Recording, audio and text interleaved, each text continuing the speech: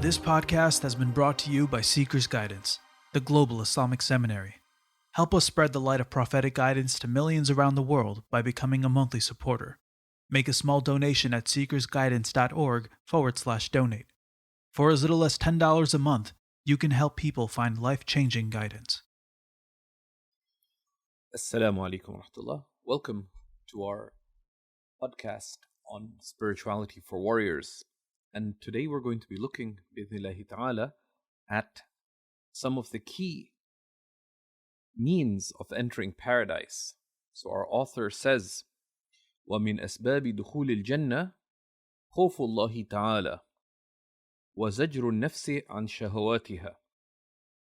He says, of the causes for entering paradise are having awe of Allah and preventing one's lower self from its baseless desires. Then he quotes the Quranic verse, وَأَمَّا مَنْ خَافَ مَقَامَ رَبِّهِ وَنَهَى النَّفْسَ عَنِ الْهَوَى فَإِنَّ الْجَنَّةَ هِيَ الْمَأْوَى.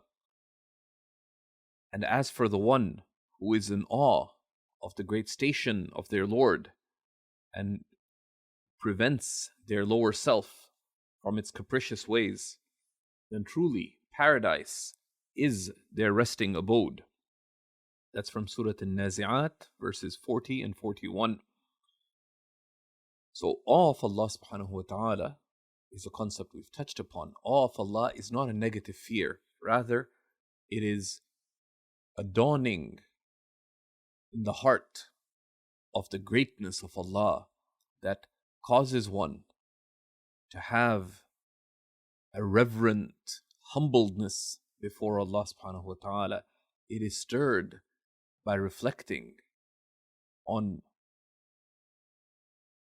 the absoluteness of Allah, the greatness of Allah, the tremendousness of His knowledge, His will, His power, and His attributes of majesty. And reflecting on that, and then considering one's indebtedness to Allah and what one owes Allah subhanahu wa ta'ala should cause one to be moved. And this movedness is to hold oneself back, to restrain one's lower self from its whims and desires that disadvantage us in our being servants of Allah. And what are the greatest of the blameworthy traits of the lower self? He mentions 4. وَأَعْظَمُ عُيُوبِ النَّفْسِ الْخُيَلَاء وَالْكِبْرِ وَالرِّيَاء وَالِاشْتِغَالُ بِالْمَعَاصِي. The greatest blameworthy traits of the lower self are haughtiness, right? Where you think yourself a big deal and you have a sense of self-praise, and that will be manifest in haughty behavior. And kibr, and pride, when you think yourself better than others. And showing off, or insincerity, which is when you act for other than the pleasure of Allah. And this is particularly dangerous in our acts of worship and devotion and service and seeking knowledge, because these are from things that can only be done for the sake of Allah. As for in worldly matters, showing off is blameworthy. And busying oneself with sin. Right? There's one thing to slip and err in sin, but particularly destructive is when you actively plan sin, because then it's not just a moment's heedlessness, but it is a deliberate habit of the self. So how does one treat these? He mentions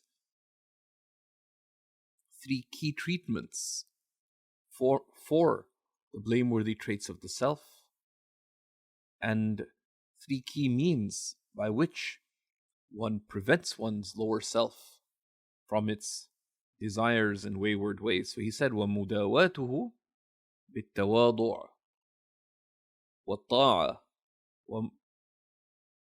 وملاحظة أن الله تعالى مطلع عليه في كل عمل وخاطر.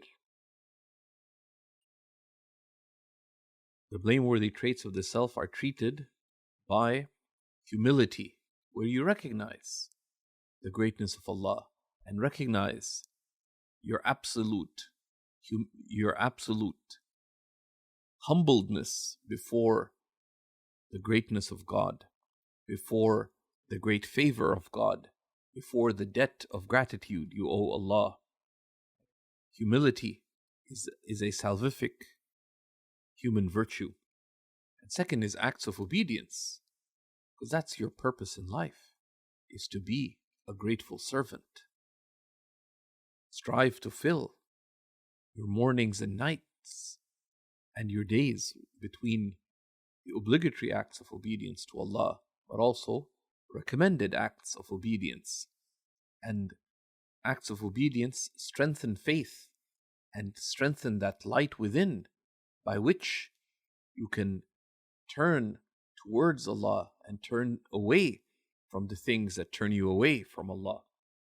And finally, having the conscious recognition that Allah is with you and beholds you wherever you are and in every action and in every active thought.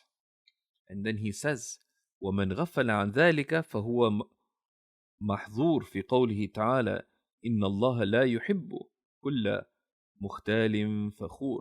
And whoever is heedless of these qualities falls under the warning of Allah that Allah does not love every arrogant, boastful person, from Surah Luqman, verse 18.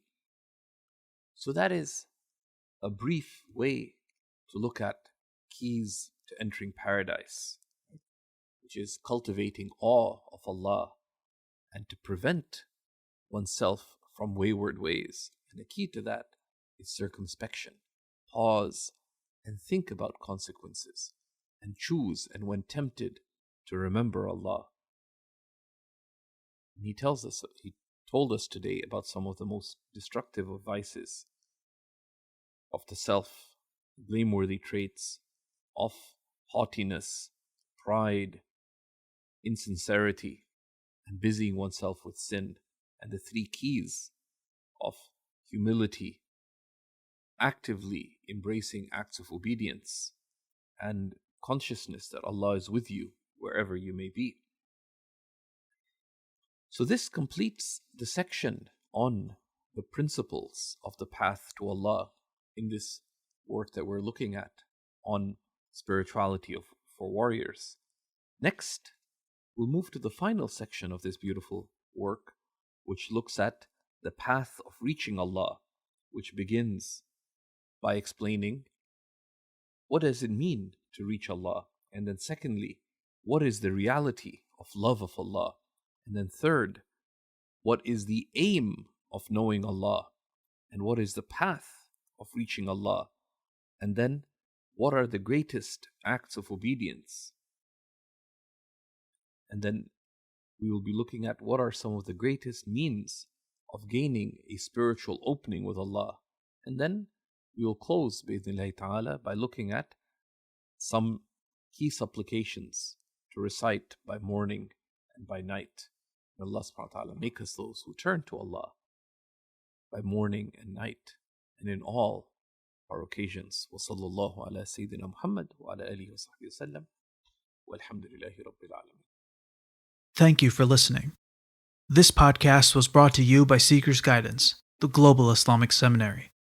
Visit SeekersGuidance.org to access reliable Islamic knowledge taught by qualified teachers. We offer a wide range of courses, podcasts, articles, and a world-class answer service.